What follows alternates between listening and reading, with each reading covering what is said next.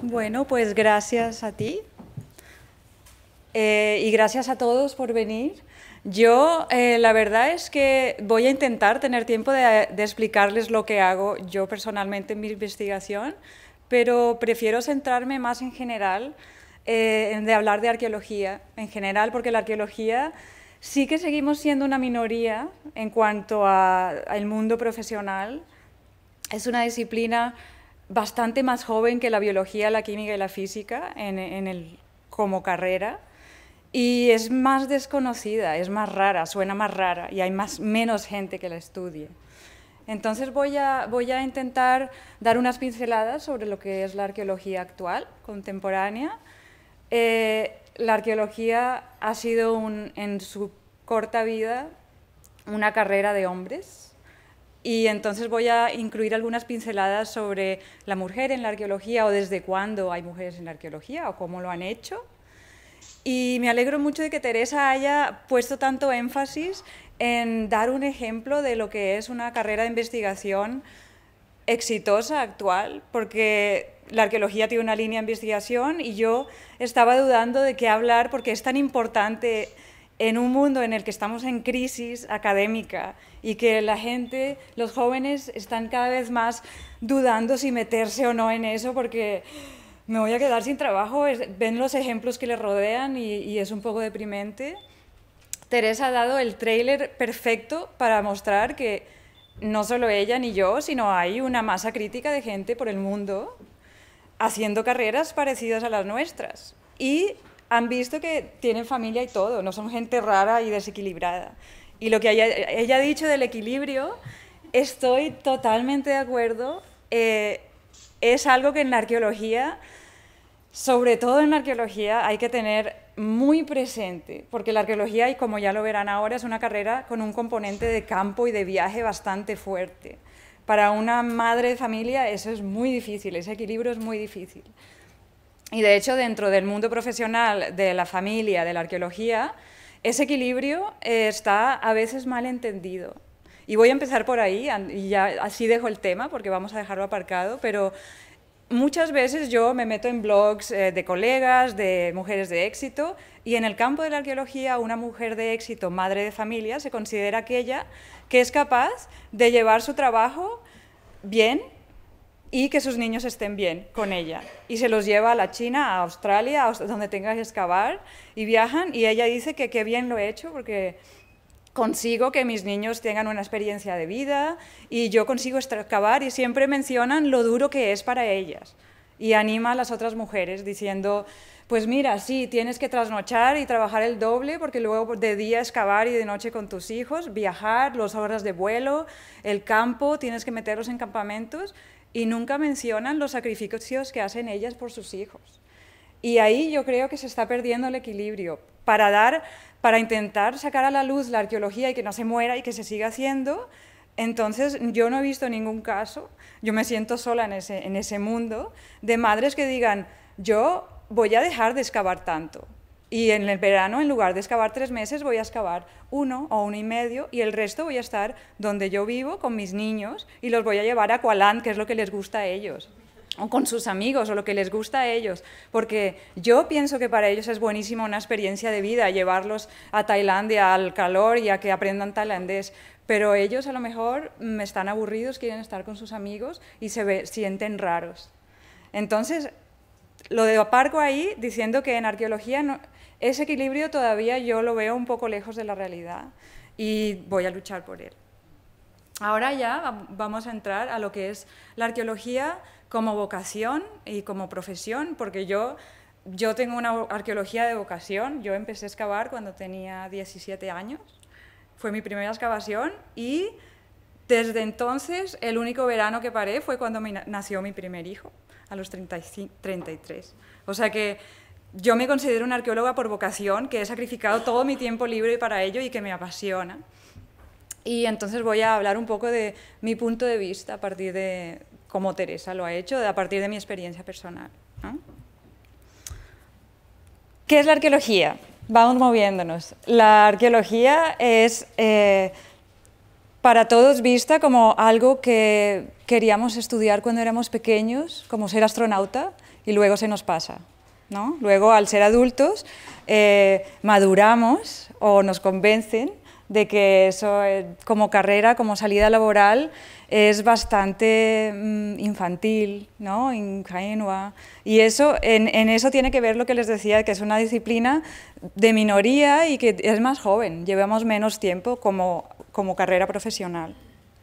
Tenemos toda la influencia de Hollywood, de lo que es la arqueología, que nos ha metido un elemento de aventura en la arqueología, como si nosotros arriesgáramos la vida cuando vamos a una excavación y tuviéramos enemigos o que ser espías, ¿no? Y la verdad es que en la época de guerras fue así. Muchos arqueólogos fueron espías, rusos, americanos, y el mundo de la arqueología ha estado relacionado con el mundo del espionaje. Entonces Hollywood a lo mejor cogió esa idea de ahí. Con Lara Croft se ha introducido la mujer arqueóloga en la nueva era, que es curioso, ¿no? Porque la arqueología siempre ha sido un mundo de hombres, ¿no? De la época colonial, de los nacionalismos. Y luego también se piensa en Egipto, no sé por qué, pero siempre se asocia a Egipto y las pirámides a los arqueólogos. En realidad, la arqueología, por vocación, los que estudiamos arqueología, estudiamos las sociedades del pasado, ¿no? Es una disciplina que estudia sociedades, colectividades. No estudiamos al individuo, sino al individuo en colectividad. Las culturas, las tecnologías, todo lo que hacen los humanos cuando se juntan, cómo viven, cómo subsisten y cómo evolucionan juntos. Pero dentro de esto hay varias motivaciones que pueden llevar a alguien a estudiar arqueología. Hay una que es más histórica, que es toda la que está relacionada con saber nuestras raíces, de dónde venimos, cómo éramos, cómo se vivía antes, cómo hemos evolucionado. Mirar hacia atrás para comprender la evolución y el pasado y las sociedades antiguas es la perspectiva más histórica y ahí es la motivación más histórica. Y ahí hay un amplio rango que va desde sociedades nómadas, grupales, pequeñitas, de tribus, hasta civilizaciones, ¿no? Y mundos en los que hay grandes poblaciones urbanas. Y en cuanto a escala temporal, pues vamos desde los 3 millones de años, que es cuando la gente empezó a vivir junta y a tener tecnología y cultura, hasta hoy en día. También existe la arqueología contemporánea urbana, que estudia la vida urbana actual. Hay arqueología industrial, arqueología de la tecnología, de las nuevas tecnologías, ¿no? Por ejemplo, estudiar la máquina de coser o la evolución, el origen del ordenador y de la desaparición de la máquina de escribir. Todo lo que es tecnología y cultura en el pasado, hasta ayer, se puede considerar arqueología si se estudia a través de los vestigios materiales. Luego también hay una motivación distinta a la histórica, que es más antropológica y es más tradicional de la escuela americana. En Europa somos más historiadores y en América somos más antropólogos. Los antropólogos se preocupan más que por las raíces, por la diversidad cultural. Entonces nos apasiona ver cuántas formas hay y qué maneras hay de organizarnos en colectivo. La gente junta, cómo se puede organizar en familia, en la división de las tareas, todas las manifestaciones que hay en el mundo posibles de eso. Y estudiamos arqueología porque tenemos muchísimos más ejemplos que los que tenemos en el presente. Tenemos ejemplos en el pasado que a partir de estudiar los yacimientos podemos ver otras formas de vida y otras mentalidades y otras religiones. Entonces, eso es otra faceta de la arqueología. Y, bueno, aquí voy para atrás un segundo para decir que por esta faceta, la mayoría de arqueólogos tienen una combinación de ambas y están interesados tanto con nuestro pasado remoto como por esa diversidad cultural.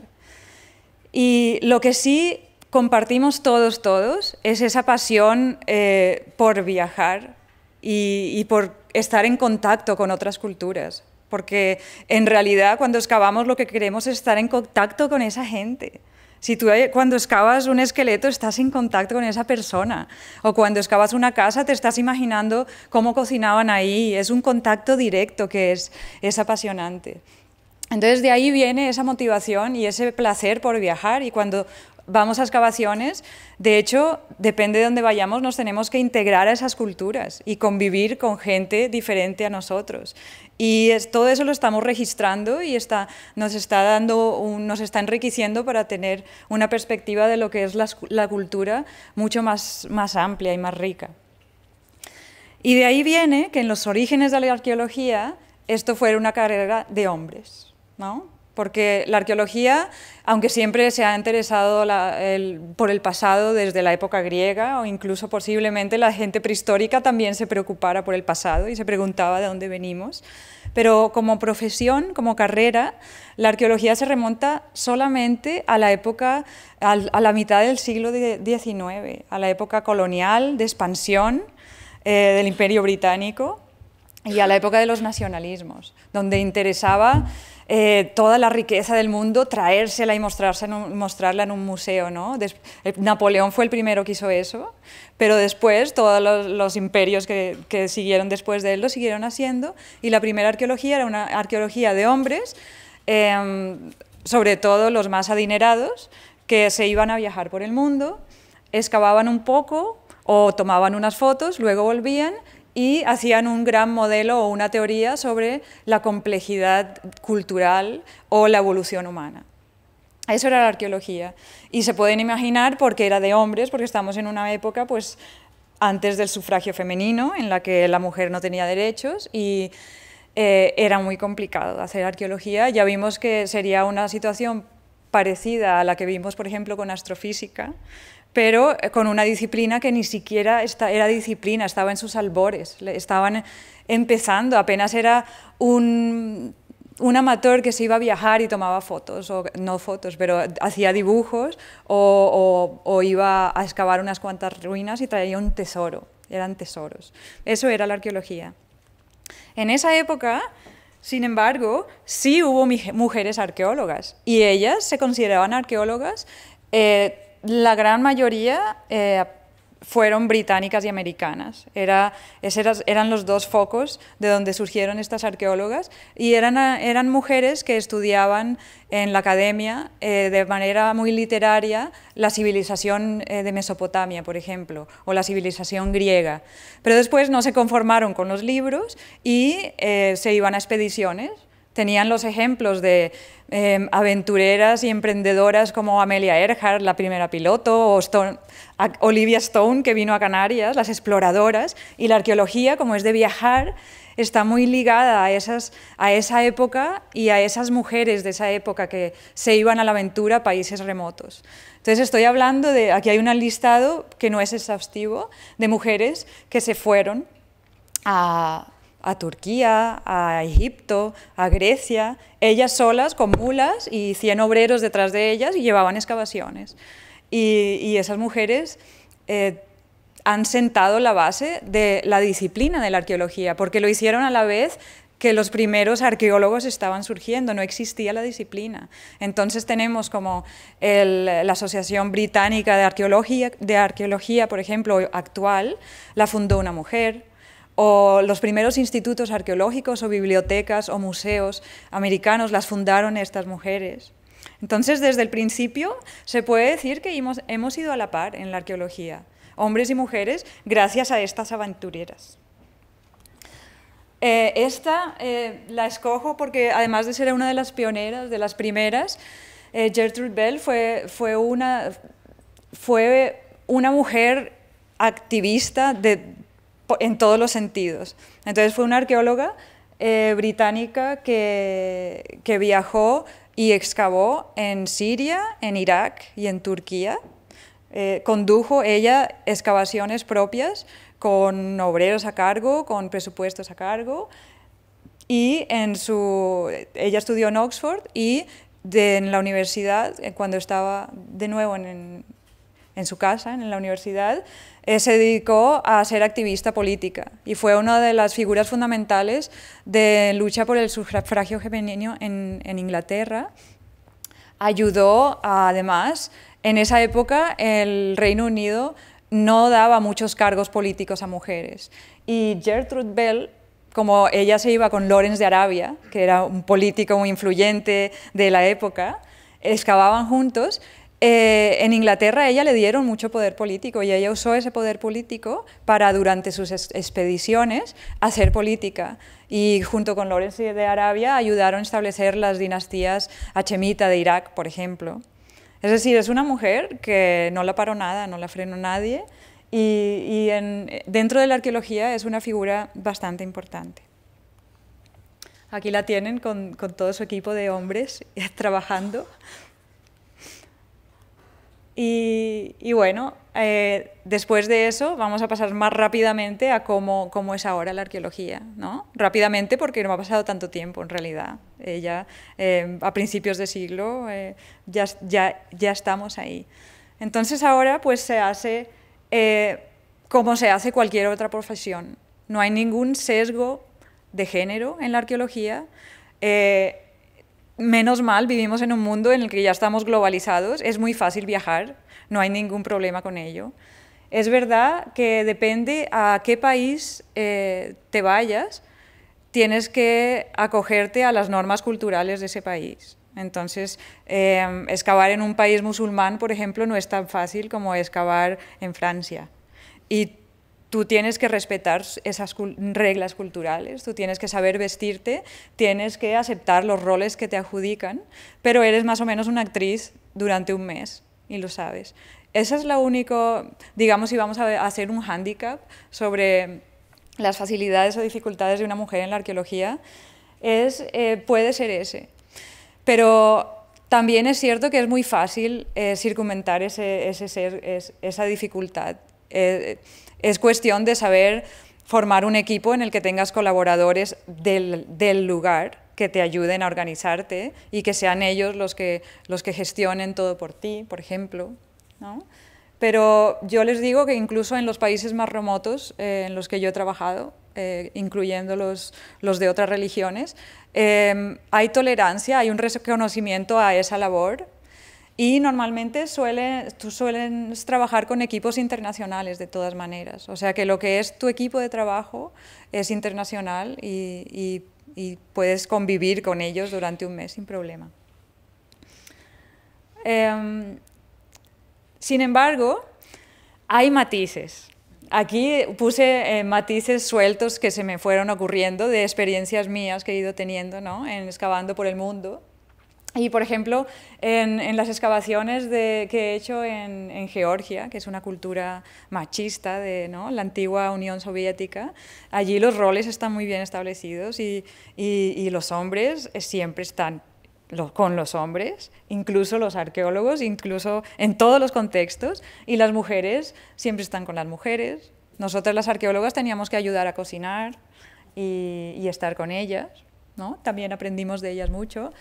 Los hombres, aunque muestren debilidades, culturalmente no es aceptado que una mujer lo ayude, por ejemplo. Una vez estábamos, creo que era cortando zanahorias y uno de estos, creo que el más grande, se cortó un dedo, empezó a sangrar y a mí me dijeron ni se te ocurra ayudarlo ni decirle nada, porque él es un hombre, no puede, se ofenderá y después de eso te tratará mal y...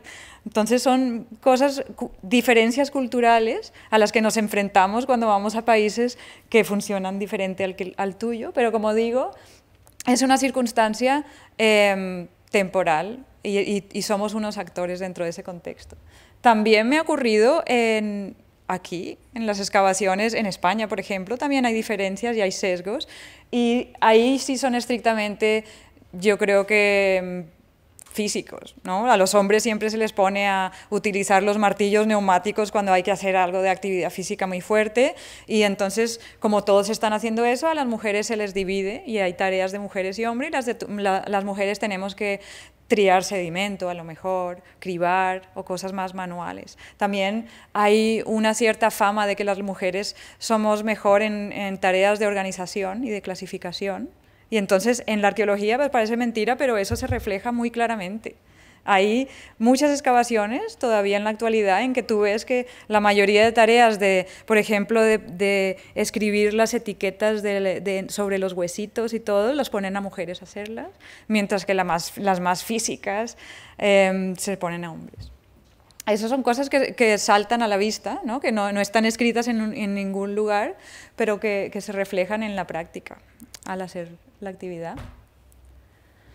Y bueno, ahora, solo para seguir aclarando más sobre lo que es la arqueología como profesión, ¿no? Que ya dije que es tan minoritaria y menos conocida, sobre todo para los más jóvenes, la arqueología tiene dos vertientes. Está la arqueología de investigación, que se hace en ámbito académico, y también está la arqueología de empresa, que está destinada a excavar y documentar y recuperar y difundir el patrimonio.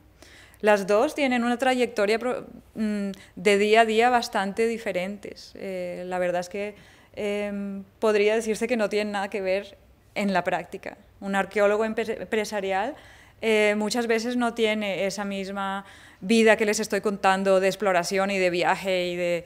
No, un arqueólogo empresarial normalmente es más sedentario y es más dedicado al estudio en una región, ¿no? A conocer en profundidad y a estudiar una región, y tiene una sede de la que no se mueve. Mientras que en la arqueología de investigación es donde se ve más el trabajo de campo y el estudio de lugares diferentes del lugar a donde están. Luego, otra cosa que les quería comentar es que en la arqueología, ya dejando aparte el tema del género, que como ya dije, hay igualdad de género en nuestra disciplina a la hora de ejercer la profesión, la arqueología no solo excavamos. Y aquí es un punto en el que me gustaría incidir porque es una profesión en la que estamos en un momento de ebullición, estamos en un momento en el que nos estamos dando cuenta, pues, porque hay tanta tecnología disponible a la mano sobre todo de los jóvenes que pueden empezar a aprenderla, que estamos viendo que el día a día de la arqueología es muy interdisciplinar y muy tecnológico, y se está alejando del concepto tradicional de historiador o de antropólogo erudito de despacho, que iba a excavar y el resto del tiempo estaba en su despacho escribiendo sobre lo que excavaba, ¿no? Era una disciplina meramente inductiva y especulativa. Hoy en día somos más una especie de Sherlock Holmes o de CSI, ¿no? Que estamos, el tiempo en el que no estamos excavando, estamos analizando por medio de la aplicación sobre todo de las ciencias puras, también de las geociencias, pero mucho de la física y de la química, todo tipo de residuos que encontramos en los yacimientos. Ya sean en los sedimentos, en los huesos, dentro de los fragmentos cerámicos, en todo lo que podemos exprimir información. Ahora la tecnología de hoy en día nos ha puesto a la mano la posibilidad de estudiar eso a escalas microscópicas, moleculares, y entonces ya no tenemos que especular. Tenemos que formarnos en química, en física, en todo lo que estamos llegando a la situación en la que estaba Teresa cuando era joven, ¿no? Yo quiero llegar a estudiar el pasado. ¿Qué estudio? Ahora es un momento decisivo y de transición y de crisis en la carrera de la arqueología, porque estamos en un conflicto en el que la formación de un arqueólogo no tiene nada que ver con la práctica de la arqueología. Estamos en un momento en el que tenemos que ir hacia una disciplina en la que la formación nos prepare para abordar el pasado, ¿no? No concebimos una formación para Teresa como bioquímica en la que para ella estudiar la vida que le apasionaba le enseñaran la botánica del siglo XIX y tuviera que ir al campo a dibujar, o incluso como Ramón y Cajal, a dibujar neuronas con el microscopio. Eso es inconcebible. Pues nosotros estamos luchando en la arqueología para mostrar que lo que se enseña en la carrera es un marco teórico importante, porque tenemos que tener un marco teórico y saber qué es la cultura, para qué la estudiamos y demás, pero no nos están dando las herramientas para estudiarlo.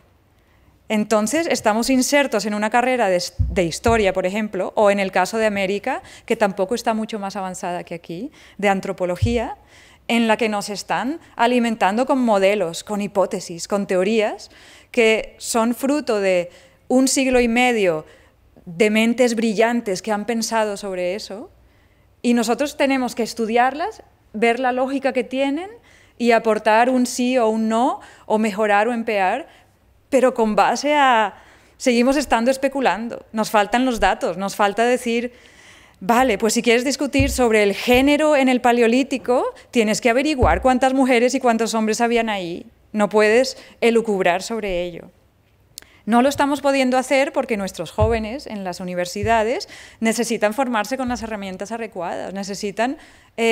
yo, durante mi carrera, desde que salí de la universidad, me di cuenta de esto y he ido emigrando hacia donde me puedan formar. Yo hice mi carrera la mitad en Toledo. En Toledo no había Paleolítico, me fui a Tarragona. Ahí acabé la carrera de arqueología. En Tarragona excavé muchísimo Paleolítico y aprendí la práctica. En Tarragona me di cuenta que yo quería estudiar el contenido de la tierra, porque era lo que tiraban todos los arqueólogos al cubo y lo echaban y se quedaban con el hueso y con la piedra. Y esa tierra está llena de información. Entonces ahí decidí geoarqueología.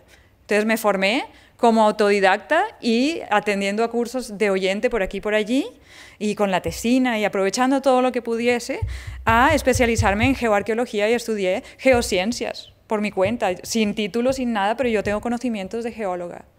Después de eso, ya en la carrera doctoral, me fui especializando más y ahora mismo yo estoy trabajando en un instituto de química orgánica, me he autoformado en química, en geología ya tienes conocimientos de química, pero los geólogos no tienen ni idea de química orgánica, estudian lo mineral. Resulta que en la arqueología lo más importante es lo orgánico, porque qué comían, cómo se vestían, si ustedes reflexionan sobre eso para ustedes mismos, cuántas de esas cosas no son orgánicas. Y los arqueólogos piensan que eso se degrada y eso se desaparece. Con la tecnología actual sabemos que no es así, que nosotros encontramos, nuestros colaboradores americanos, por ejemplo, de MIT, trabajan en la NASA y trabajan estudiando rocas extraterrestres y rocas terrestres de billones de años para estudiar origen de la vida o posible vida en otros planetas y encuentran moléculas ahí. ¿Cómo no vamos a encontrar nosotros moléculas en una cosa que tiene 50.000 años? Eso no es nada. 50.000 años no es nada.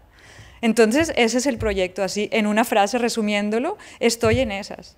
Entonces, si me pongo a reflexionar yo, si yo ahora otra vez volviera a tener 17 años, ¿no? Haría lo mismo, excavaría un montón, me iría al campo todos los días, porque eso es lo que me hace arqueóloga y eso es lo que me hace feliz. Si yo pusiera ahí sobre la mesa qué es lo que no sacrificaría por nada del mundo, ni teniendo 8 hijos, es excavar, es ese contacto directo con esa... Se me están poniendo los pelos de punta. El contacto directo con esas casas, con esa gente, eso es una experiencia única y reemplazable. Eso es. Pero de cara a mi formación, yo estudié en los dos continentes. Yo estudié historia y estudié antropología. En historia, ¿qué sé yo, así de memoria, sobre historia contemporánea, historia medieval, todo el recorrido histórico? Sé cosas que yo puedo aprender en un libro, pero mi día a día es la química orgánica y nadie me enseñó eso. Entonces yo les comunico esto para que sean conscientes de que la arqueología está en un periodo de transición, de crisis, en la que todos, sobre todo los que tengan esa pasión interna, sean conscientes de eso y no se metan en un sistema que no los ayude a formarse. Y si tienen que estudiar la carrera de química en lugar de la de arqueología, como la pasión no la van a perder, igual que Teresa, a lo que ella iba, ya sabía que iba a llegar ahí de todas formas, sean muy conscientes de eso, porque eso no se los dicen, eso no se los dice nadie que esté en la academia enseñando historia. Entonces, bueno, este es mi laboratorio, ¿no? En mi laboratorio yo soy especialista en el registro microscópico, me traigo muestras de tierra al laboratorio y las analizo, y mi proyecto actual, RC, consiste en integrar la química orgánica para exprimir toda la información orgánica que hay a escala molecular y microscópica que podamos, en concreto del mundo neandertal, que es el que me interesa a mí, porque, no sé, porque es otra especie y me llama mucho la atención toda la diversidad cultural que estudiamos los arqueólogos. Estudiamos una diversidad cultural partiendo del principio de que todos somos humanos. Desde que seamos Homo sapiens tenemos un cerebro que es homogéneo y una biología que nos rige, que conlleva a unos límites en esas organizaciones culturales regidas por esa biología. Pero cuando te entras al terreno de otra especie, por muy similar que sea a la tuya, realmente no sabemos si eran iguales a nosotros o no, no lo sabemos. Entonces, todos los modelos culturales no se pueden aplicar directamente, ni tecnológicos, ni de nada. Es un gran misterio y yo creo que hay que empezar por lo básico, por saber averiguar con base empírica, científica, qué comían, cómo se vestían, y cuando tengamos todo eso lo comparamos, en lugar de empezar por las hipótesis y los modelos. Pues a eso es a lo que me dedico yo. Voy cerrando.